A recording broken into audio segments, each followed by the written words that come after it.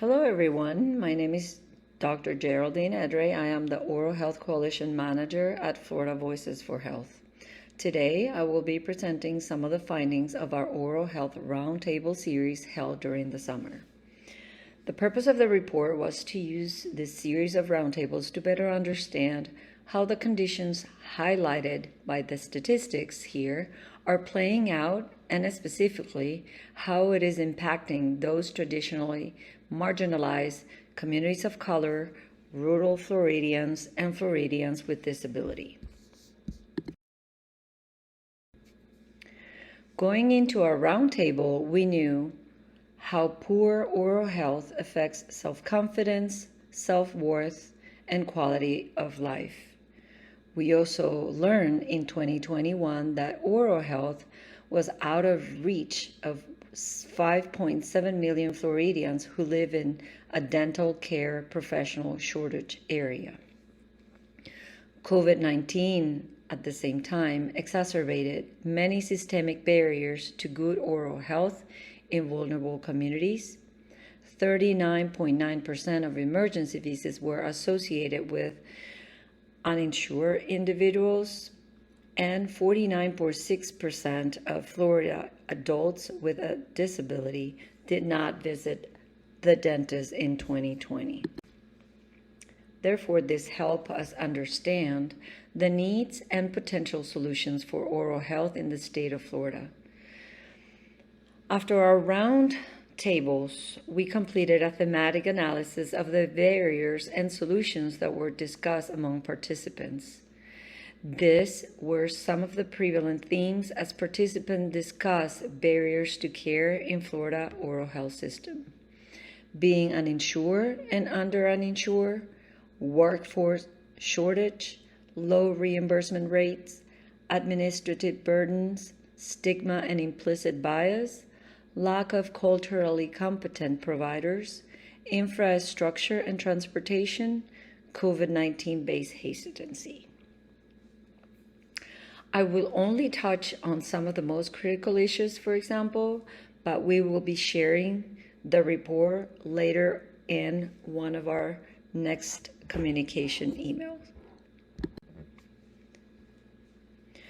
Being uninsured and under-uninsured was one of the topics that was shared and recognized by some of our participants, where they understood that insurance coverage for dental services is at the center of access issues for low and middle income Floridians.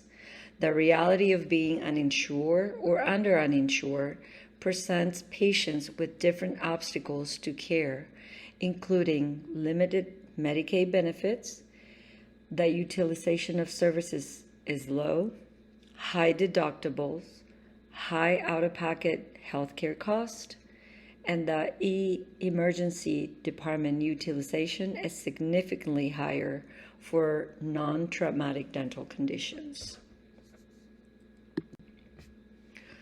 Workforce shortages at the same time was another important barrier that affect many in our population. In terms of number of providers, Florida only has 16.6% of the total needed to eliminate all 274 shortage area. Providers serving vulnerable communities, including Medicaid enrollees, are especially limited. Shortage is exacerbated by a high demand of patients. It affects delivery of dental care services, and dental provider shortages are especially felt in rural areas.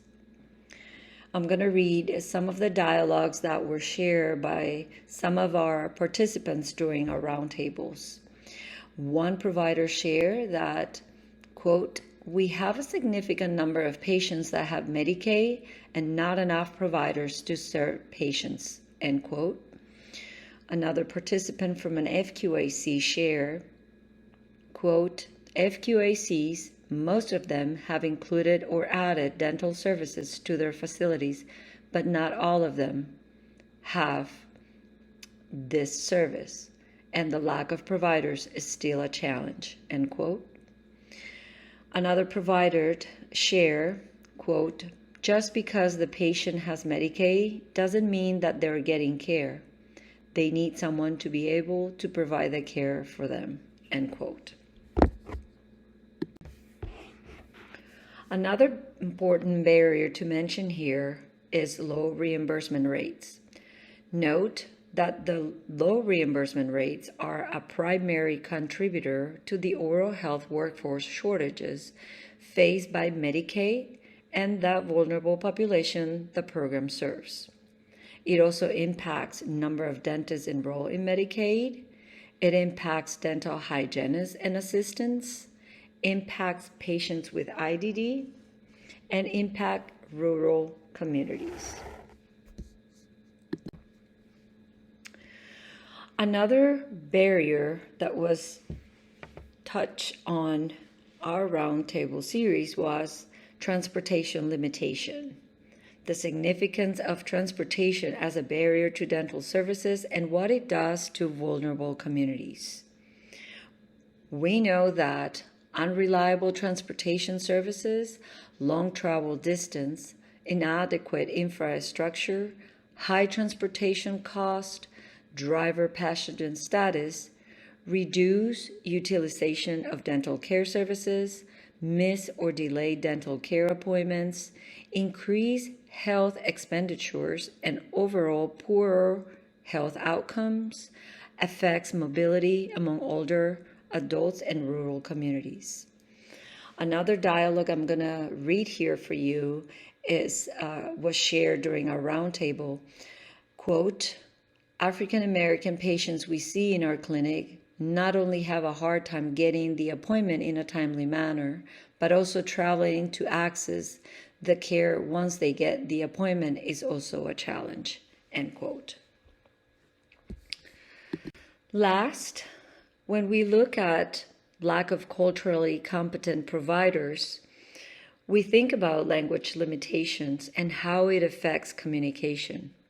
This is a huge barrier in the delivery of care, meaning the delivery of care is a challenge, worsened healthcare outcomes. It contributes to racial and ethnic disparities of care. It affects the health condition of people with disability, and it causes greater financial burden. So when we think about language limitations, we not only have to think about the meaning of caring for just the population that we know are in need, but we need to develop competent systems and also provide the information that diverse communities deserved. So after the process, we understood that implementation of evidence-based policies are urgently needed to increase disease prevention, workforce capacity, and access to health insurance coverage to address health disparities and achieve quality of life in Florida's most underserved communities. So it is time to address them and implement the strategies that we know works. So therefore, in light of the barriers and solutions discussed here, we examine community-based approaches like school-based programs, intentional and targeted communications, and state-level policy options that could help achieve greater oral health equity in Florida, like Medicaid expansion and leveraging towards a highly trained oral health practitioner, or in another way, or formally refer us to mid-level providers. In this case, we can also find new ways, which is expanding the scope of work for dental hygienists. Thank you very much, and I hope you have enjoyed our presentation.